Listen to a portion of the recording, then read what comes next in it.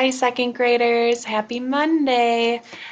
We are back today to read our next chapter in Because of Winn Dixie.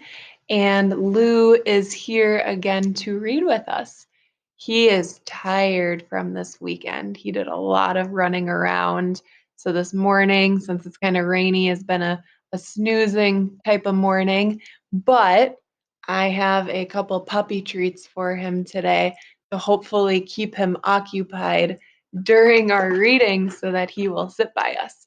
So they will be sitting up here and we'll see if he stays here for the whole video. All right, we are going to read chapter 9 today. Just about everything that happened to me that summer happened because of Winn Dixie. For instance, without him, I would have never met Gloria Dump. He was the one who introduced us. What happened was this. I was riding my bike home from Gertrude's Pets, and Winn Dixie was running along beside me. We went past Dunlap and Stevie Dewberry's house, and when Dunlap and Stevie saw me, they got their bikes and started following me. They wouldn't ride with me. They just rode behind me and whispered things that I couldn't hear.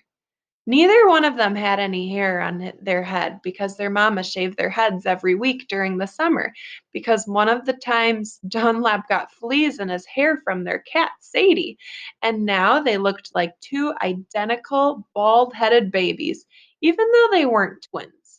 Dunlap was 10 years old like me, and Stevie was 9 and tall for his age. I can hear you, I hollered back at them. I can hear what you're saying. But I couldn't. Winn Dixie started to race way ahead of me. You better watch out, Dunlap hollered. That dog is headed right for the witch's house. Winn Dixie, I called, but he kept going faster and hopped a gate and went into the most overgrown jungle of a yard that I had ever seen. You better go get your dog out of there, Dunlap said. The witch will eat that dog, Stevie said. Nuh-uh, I told them. I got off my bike and went up to the gate and hollered, Winn Dixie, you better come on out of there. But he didn't. She's probably eating him right now, Stevie said.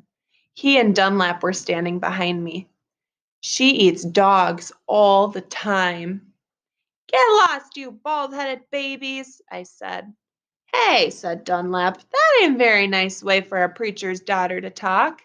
He and Stevie backed up a little. I stood there and thought for a minute.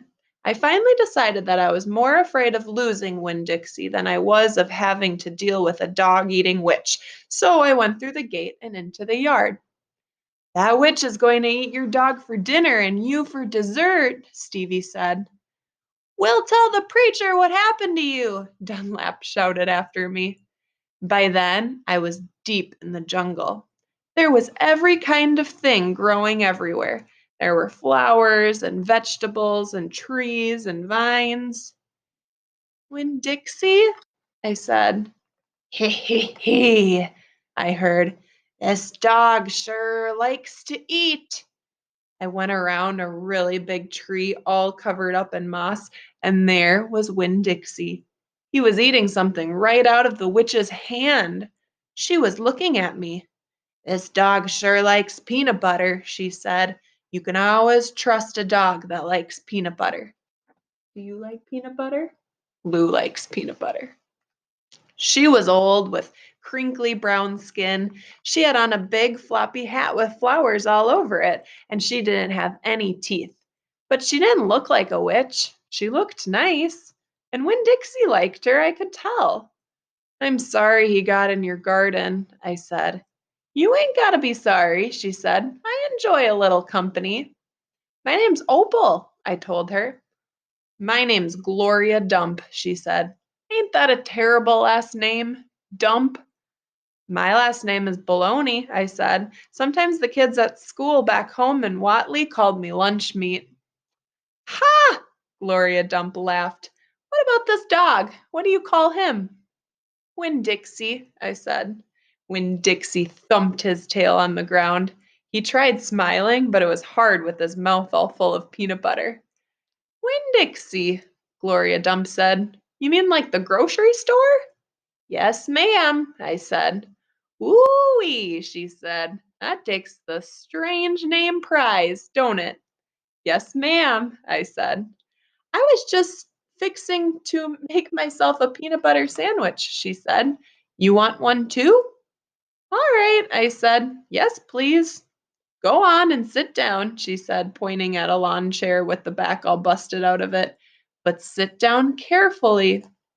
I sat down careful, and Gloria Dump made me a peanut butter sandwich on white bread. Then she made one for herself and put on her false teeth to eat it. When she was done, she said to me, You know, my eyes ain't too good at all. I can't see nothing but the general shape of things, so I gotta rely on my heart. Why don't you go on and tell me everything about yourself so as I can see you with my heart? And because when Dixie was looking up at her like she was the best thing he had ever seen, and because the peanut butter sandwich had been so good, and because I had been waiting for a long time to tell some person everything about me, I did. That was chapter 9 of Because of Winn Dixie. Tomorrow we will read chapter 10. All right, Lou, should we do a trick? I got one more treat. Can you go up? Can you? Oh, he's ready to shake. Can you shake with the other hand? Good boy, Lou. Can you be gentle taking this? Good boy. Have a good day, friends.